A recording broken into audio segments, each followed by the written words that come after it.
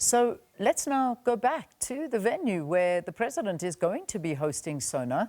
And this, of course, is the Cape Town City Hall. And this venue really is steeped in history, mirroring the site where Nelson Mandela gave his first speech following his 1990 release. It's scheduled for 7 o'clock this evening. And Sakina standing by. So let's find out who she's with at the moment. Sakina? Oh, well, welcome back to Parliament, Leanne. And as you can see, the parliamentary choir is here because this is part of the pomp and ceremony that accompanies this day of serious business as well. And of course, they're here to entertain, so they're going to start by starting us off. And the Minister of Electricity is making his way to us, so he'll be here in just a minute.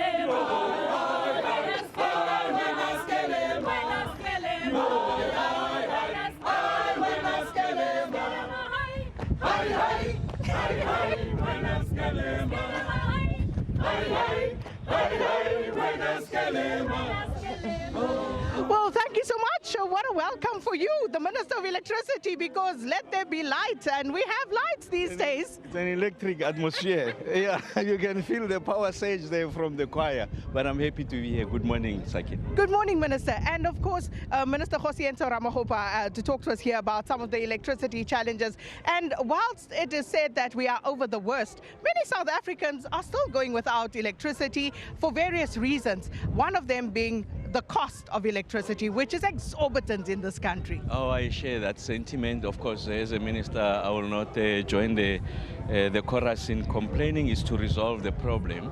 The president will say something about how we're going to address the cost of electricity. I will come, I think, end of March to put before the country on how we want to address the electricity pricing policy, and just invite comments. And I'm confident that by June we'd have addressed this situation and then get into a new dispensation where we can find a price path that allows us to ensure that business is competitive and we don't strangle the household, because the cost of electricity and the administered prices in general, they are decimating the disposable income of communities, households rather. So we will attend to this question, Sakina. And that's a multifaceted problem, because the cost is one thing, and as you say, for households, it means that people go without energy. It means that they cannot get on with their day-to-day tasks in a manner that would be befitting. But of course, for business, if we look at the ferrochrome smelters, they've had to shut down because they simply cannot show a profit because of the electricity costs. And we talk about job creation, but we can't create the jobs unless the electricity is not, one, available, but also too affordable. No, you're absolutely correct. So the one progress we have made, at least on the ferrochrome, the smelters and the alloy industry, is that we have found each other on how we are going to address that cost of electricity. And as you make a valid point, it's about injecting energy into the South African economy, resuscitating the furnaces and of course the smelters, getting people into jobs. So we are confident, I mean, by February we would have resolved that question. The president will say something about it. The point is that you must expand this dispensation to all sectors of the South African economy. And that's a conversation we are having with Minister Tau. I think it's important that we must be able to scale our intervention. We are facing them slowly but surely. But I'm confident that on the smelters we have made progress. We'll announce that progress and take it to other sectors of the South African economy. And in general, just address the cost of electricity to allow the economy to surge forward, Sakina.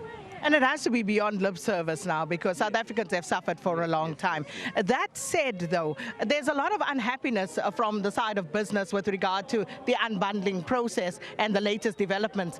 Please bring us up to speed. So I confirm that with our lenders, they are very happy on record.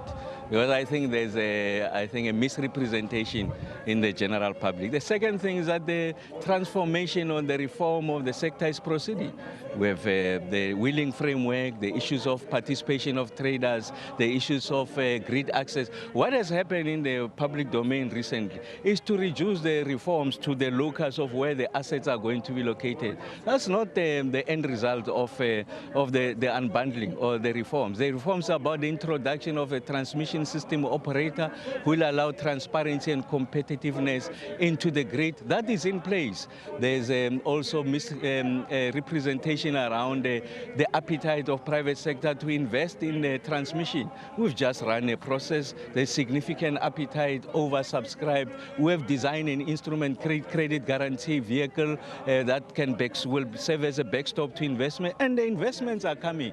I want to repeat, if people have got views, you don't resolve them in the public by an avalanche of going into social media. No, that won't help. I have said to business in our meeting with the president that the engagements are happening. Bring to the fore what your perspective is, what it means. It must be evidence-based. We have the evidence, I'm sure, at the rate at which they are going. There's evidence, surface it. And then let's see how we move forward. But it can't be that you write policy on the back of pressure that is put from a certain quarter. I've made the point, I'm repeating. Our lenders are happy with the direct. They are on record as having said that. But having said all of the above, we are open to conversation. In our last meeting chaired by the president, we agreed that this discussion must happen. We'll go back to the president. That's what we'll do. But what matters is that there has to be evidence, policy-led. The era of us just making policy on the go, on our feet, it can help, especially in a complex environment. Bring that evidence, and if we've realized that perhaps we have erred, we could have done it differently, I'm the first one to come out and say, let's do it differently. But surface the evidence, and then we have established a process. Of course, it's taking us aback, but we have chosen that there will be a bigger man in the room. You don't have to respond. There's a conversation, there's a platform that we have set for ourselves. But for now, I'm happy. As the average person can see, we are making this progress. We'll resolve the economic question now. And I tell you what, we will invite you to have a conversation where we can sit down and more discursively discuss these matters. But thank you so much, Dr. President Ramaphosa. Dance us out as you danced us in. Thank you.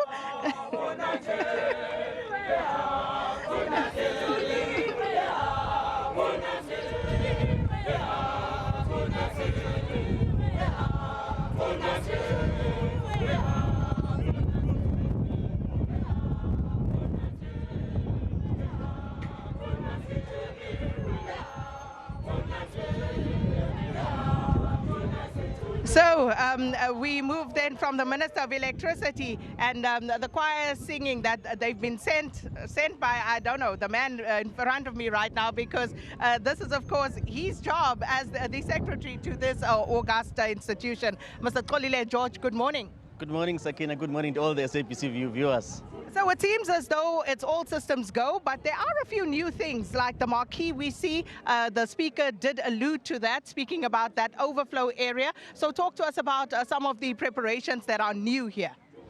Well, Sakina, our state of readiness is at this level almost ready to receive the head of state.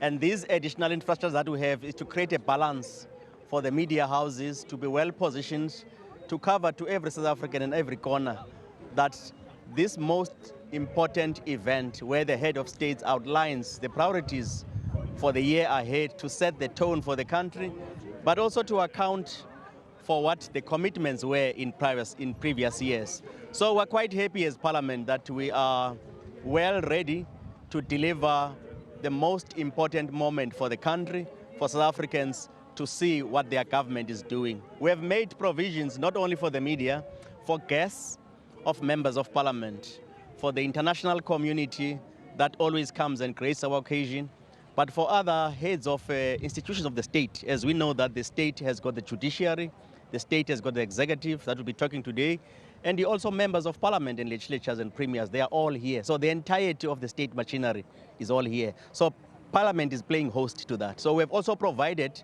taking into account, Sakina, the limitations we have here, that the capacity of this city hall, this great, magnificent facility, sadly can't take the full capacity, including guests. So what we have done now, we have made provisions for the marquee to be a recipient point, well set up, as you might see during the day, to make sure that we create a hospitable environment for people to be provided food, drinks, mingling, because it is also a central point of connection for people to recover. That food and drink that will be supplied, who's paying for that? We have partners from private sector who will freely donate coverage of things in terms of drinks and other things.